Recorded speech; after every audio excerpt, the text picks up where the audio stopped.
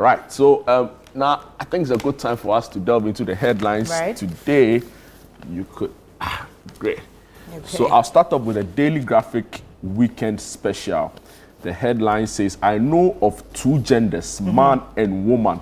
President Mahama's comments on the LGBTQI story on the front page and on page 5 of the Daily Graphic weekend special. Also here, woman chews man's balls over 20 pesos dispute, page 13.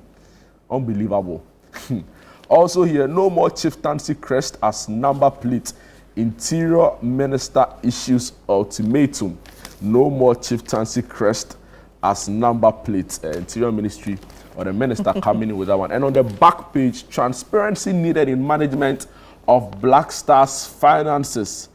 This story comes along with a photograph of the Minister for Sports and Recreation, Kofi Adams, as well as the Ghana Football Association President, Ket Simeon Okreku.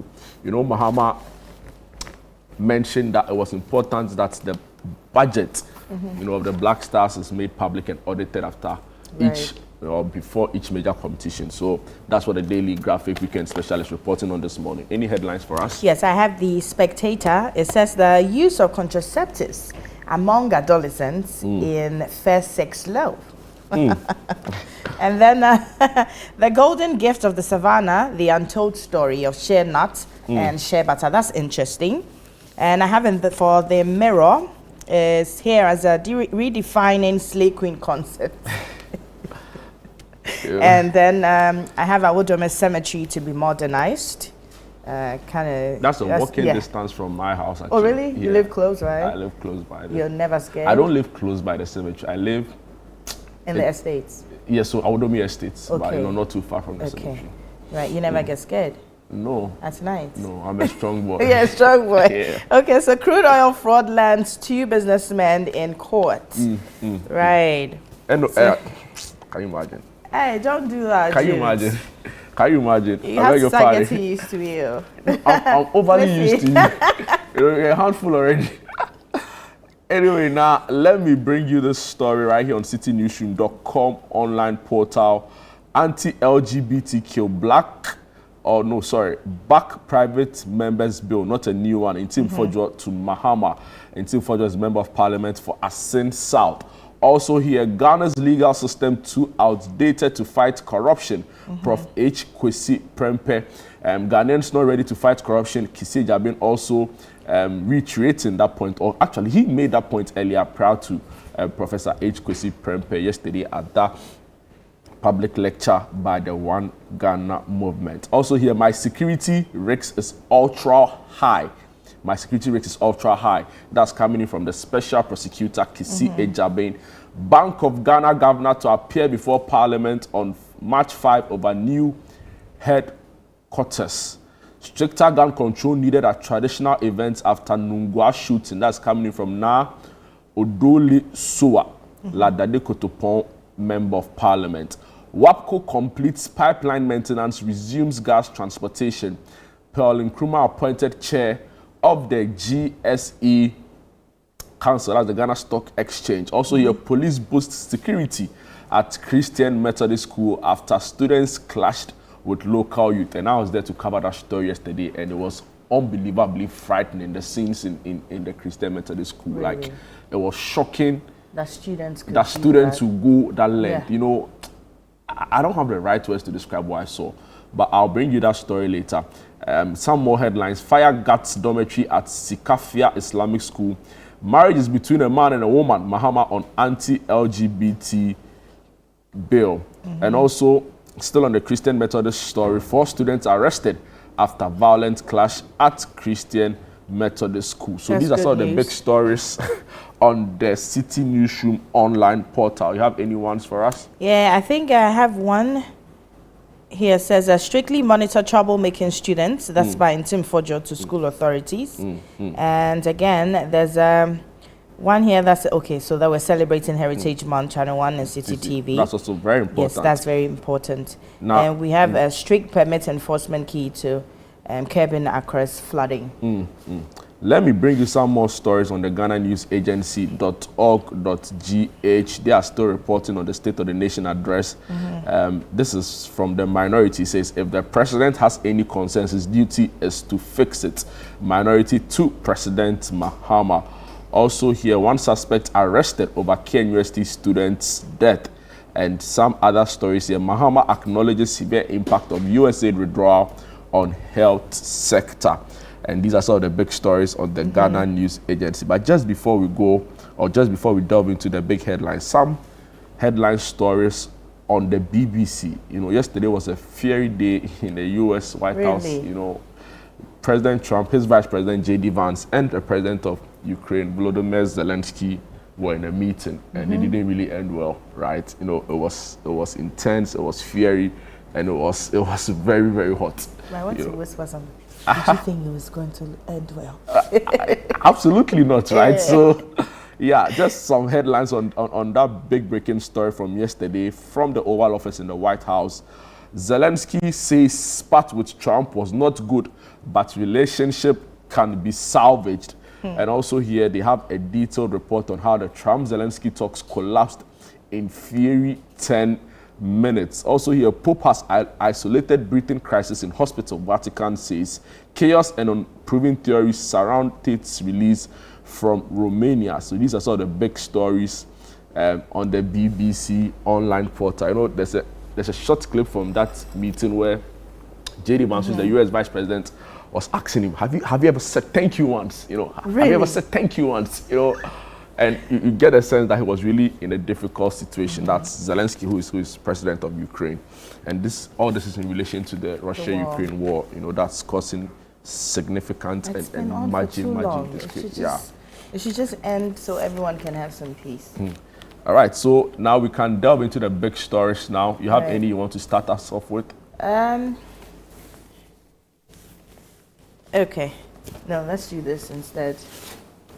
The use of contraceptives among adolescents in fair sex law, and this is from The Spectator. Okay. It's on page 3, and it says that it has emerged from a research published in 2024 that the overall use of contraceptives among young people during their first sexual encounters is relatively low. According to the research, large portions of both men and women interviewed from the Northern and Ashanti regions reported not using any contraceptive method for the first time. So the research conducted by the USAID or USAID in 2022 sought to dissect the stage of life that marked the transition from adolescence to adulthood. And then young people are really using contraceptives these days. Wow. You know, we have a lot of work to do. Right? A lot of work? A lot of work. And like in one headline I brought to you, Mahama acknowledges the impact of the USAID or the United States Agency for International Development's withdrawal or their pause in, public funding. And so some analysts say the ripple effects will not be felt immediately. It will take some time. And if it starts, coming, it's going to be very devastating. So I hope government has a plan to, check all of these things so as to not create further and bigger problems due to the withdrawal of the funds. But as I brought you not long ago, America themselves too, they are in, they're on their own. Yeah, I'm telling you now, it's not even a joke. I'll bring you a story on the 28th February Road. There was a major commemoration and remembrance of the day yesterday by the presidency. But let me just start off with this story. Mahama, after he met the clergy, our president was in the spirit. Yes, yes. Did you see that video? Oh, what a mighty but it was God. nice.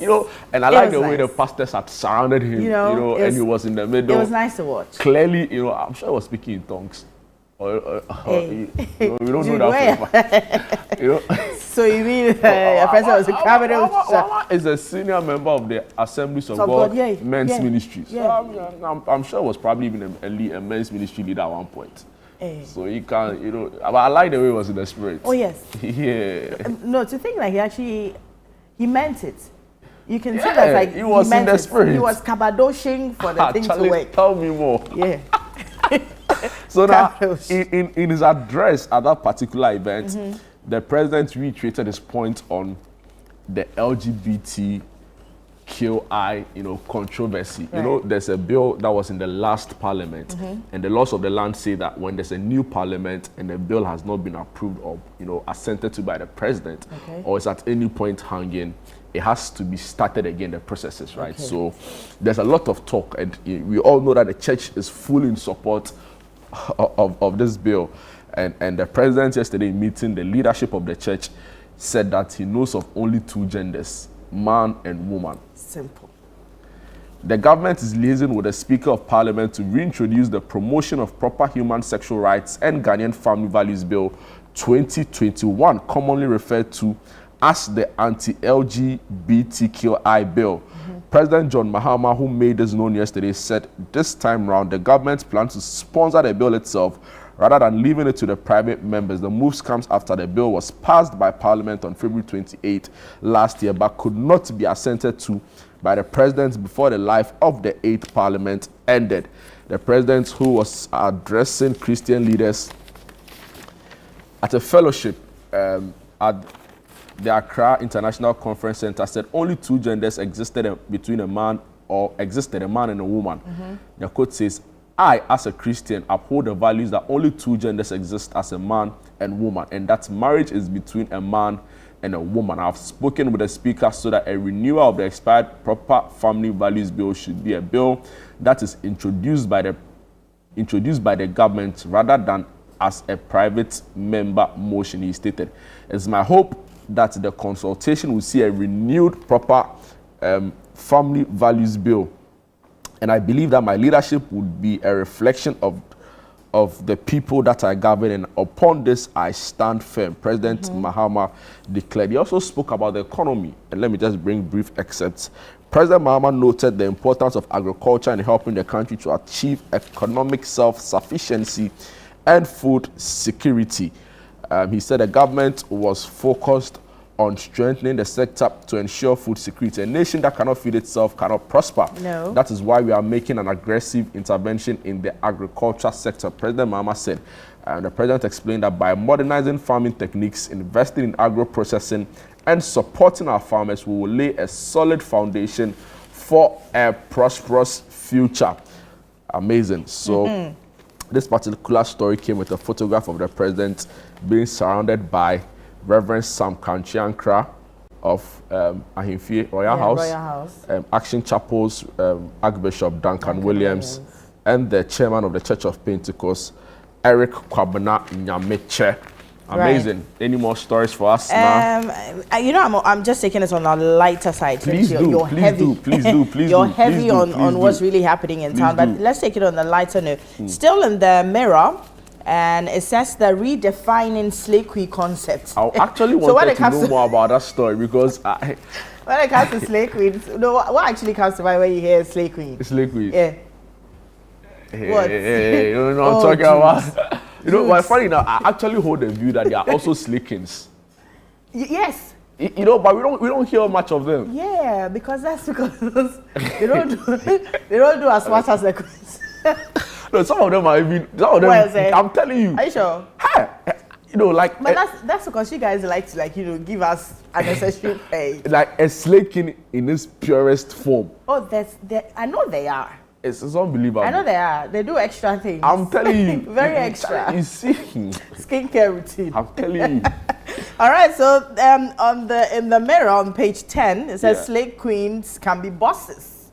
So let's delve into that. So since we're redefining slay queens, you have to take your thoughts out of your mind. And then let's get into this particular one that says slay queens can be bosses as well. So in the Ghanaian context, the term slay queen typically refers to women who use their physical appearance to charm men into granting them favors. Do you think that men do the same? Yeah, absolutely. Women grant them favors, but not as many. That's because you guys just shine the light on women. But just as you're saying, there are slay queens who do the same. So some define it as a female whose primary aspiration is to go through life looking attractive and having fun. There are men like that. Which in itself is not It's a normal. bad, It's not a bad thing. Yeah. If you want to look good and just have fun, sip on some pina colada when you're free and all of that, it's normal. Except that some of them can't afford that, that kind of comfort. The problem is because they feel that you can't afford that lifestyle by yourself. So you need to rely on somebody. That's where the problem who is. Who demand favors in exchange of but that. Women, that's what they're saying, that slay queens can be bosses. So it might be that I am making some good amount of money and I want to slay. Hello. All right. So many women find this label offensive and degrading. I really do. Really? However, a communications professional, social entrepreneur, and gender advocate, Perpetual Linan Labik, believes that one can be a slay queen and also a successful boss in her field. You get? So in an interview with The Mirror last Friday, Miss Labik said she enjoyed looking good and is often described as a slay queen. That's where the problem is. I just like to look good. Spend my money. It gets on level way. If you reach, then it makes some way. No, but I think in Ghana, actually, we have a different tag or label. Now, let me bust your mind. See, in December, I did some work. And it meant that I had to spend some more time at the hotel. Okay. One of these A-list hotel.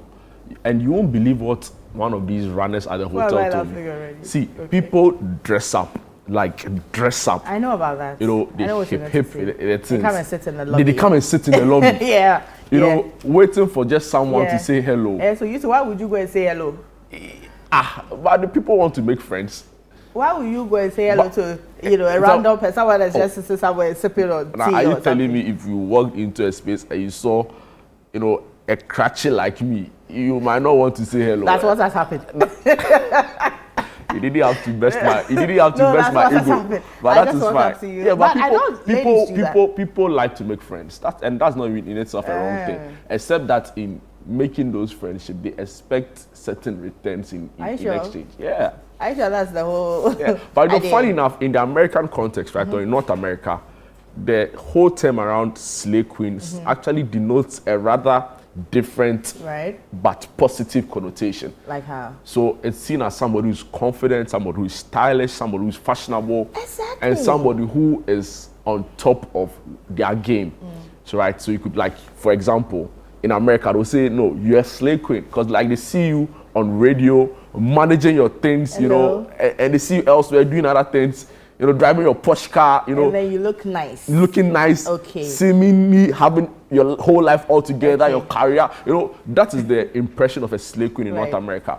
But it's unfortunate because we, on the other side, or we here, see it differently. Almost sometimes confusing them with even prostitution, which I think is quite wrong. So there's this thing as a starter pack. What's a regular starter pack for a slay queen? Slay queen in Ghana. No, the eyelashes, no, it will be extra long. the pawns, no, it will be more pronounced. You they see that thing. But that's not a starter pack. And like 5 years ago, they had something they call a washing belt. You go wear the belt, then keep the thing. No, but now then the nails, it will count. Thank you. If it will be like a claw. Thank you.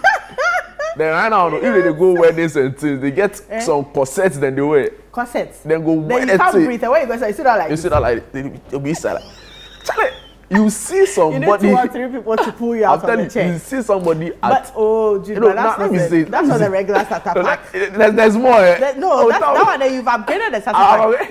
That is not the regular starter pack. It's a tank top, tattered jeans, and slides. I'll not let you lead me to temptation. If you get small nightcap, the slay queens, it's also by geographical location. Right. So the appearance at East Legon is also different from Jamestown. But you can't take out the slides. You can't take out the slides. No. It's the constant. Thank you. You can't take out the slides. Let me tell you very briefly about Zelensky and Trump before we call it a day. Okay, sure. Just because of how this has gotten a lot of people, it's been like a rallying moment for the European Union, right? All of the presidents seeking to show public support to Zelensky, right? Whereas Trump and the US, and Russia, also view it differently. The Kremlin yesterday described it as historic. I'm not sure about, So just because of they say when the US sneezes, the whole world catches a cold. It's true. It's the US for a reason. So this headline says, Zelensky says spat with Trump was not good, but relationship can be salvaged. Brief excerpt of the story says it was a meeting intended to discuss the end of the war in Ukraine. After a war of words earlier this month, many were hoping the summit could lead to a warming of relations between Ukrainian President Volodymyr Zelensky and US President Donald Trump. Very few could have predicted it to descend into a clash in the Oval Office. So they break down the happening. So Zelensky's initial discussions with Trump appeared cordial, as the US president said it was an honor to host the Ukrainian president. But things quickly took a turn after Zelensky challenged Vice President J.D. Vance's assertion that the path to peace is through diplomacy. What kind of diplomacy are you speaking about? Zelensky asked, referencing Russia's aggression in years before the invasion. Then Vance accused Zelensky of being disrespectful. Before he headed, you should be thanking the president. So it was at that moment that, all hell broke loose. And, Vance asked, I saw the 10 minutes clip. In fact, I saw the video of the whole meeting. And Trump was like, have you ever said thank you before? I think that's your highlighter. Yeah, because it's not even true that he hadn't expressed appreciation to the American people, albeit it was a different platform. But I was like, you sitting here, have you ever said thank you? And, Trump seeks to make the point that, but for US support, the war would have ended in like a week, and it just goes on to show you really the extent of US dominance at the international stage. So much that even from indirectly helping Ukraine, or some people even say directly, right, they've kept them in this all along. And people say, see, but for US, it would have been. So, the point is that it has definitely will find its effect on us. When the war started, we were told that prices had to shoot out. Because of that. Exactly. So it's not far away like that. The effects of these kinds of high level, it's global. Yeah, the effects at the end of the day reaches onto us too. So it's important we follow these discussions and also get to know what's happening. Okay. Yeah. So we're going to take a little break, and when we're back, we'll get into something extremely exciting. You're still hanging out with us on Breakfast Daily Weekend. We'll be right back.